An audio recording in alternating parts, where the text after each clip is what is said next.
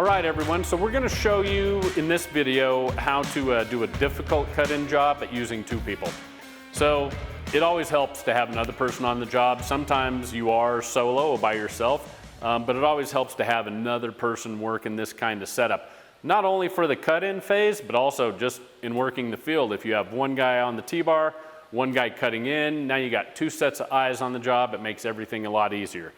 But again, if you can just picture this side, you got to do a little pretending with us, right? That we've got a bunch of cabinets and the, really long run, maybe twice as long as what we're looking at here. But something where we would be concerned about, if we pour our puddle out and start cutting in, it's going to take us so long to cut in. But by the time we get back and start laying finish down with our T-bar, that we're going to have a dried edge on that puddle. And it may show up, it may not, but we don't really want to chance it if we don't have to. So Bob and I are going to work this together. What I'm going to do is I'm going to start pouring the puddle down the floor. When I get about halfway here, he's going to start cutting in back towards this corner. I'll finish pouring out the puddle, come back and start cutting in that way. And then when we're both done, then we'll be ready to start the T-bar.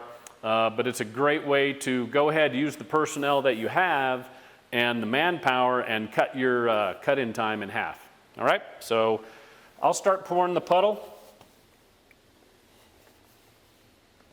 Again, I'm pouring it away from the wall, about 6 to 8 inches. I don't want to pour it right next to the wall because we want to really minimize or eliminate anything running into the wall and under the baseboards.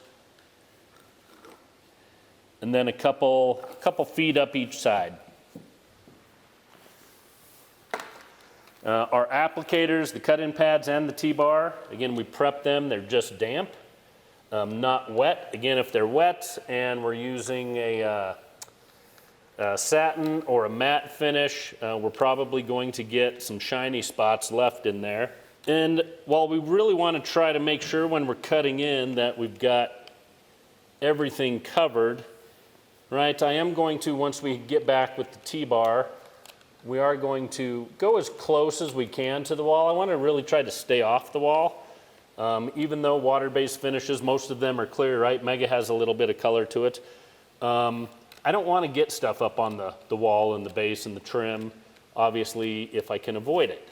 So the point of your cutting in is to get as close as you can without getting stuff up on the trim work. And once I'm done with cutting in on my side, because we've got two guys, I could leave, or we could leave, the cut-in pad on both sides of the floor so that Bob didn't have to carry his back and forth. But typically, guys are going to want to just have one cut-in pad. So usually we'll take our second cut-in pad, put it in our paint tray or our bucket outside the door where we started. That way it's out of our way. So now we're back ready. We got everything cut in. I hope you can see how using two guys, and you got two guys there anyway to begin with, right? So you might as well use them.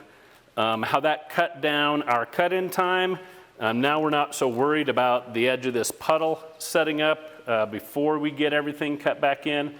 And like I said, when I go back, I'm going to get still as close to the wall, just in case there were some lines or something that we didn't get pulled out, under the toe kicks of cabinets or anything else, and still go down that line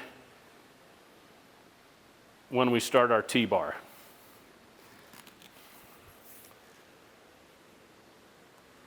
And you may make even a couple passes, just to make sure everything's really good and ready to go from your starting point. And then we can move our way into the rest of the field.